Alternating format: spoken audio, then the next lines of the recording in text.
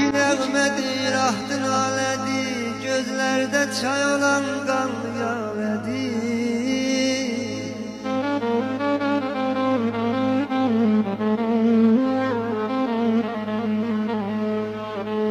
Köksündən yaralı əlvan lalədir, aşıq eyləmisən sözünə məni, sən niyə öyrətdin özünə məni?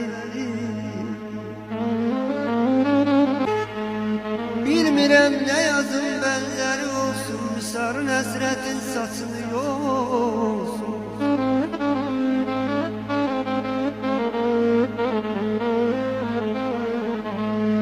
Qoyma xəyalların könlümü çalsın,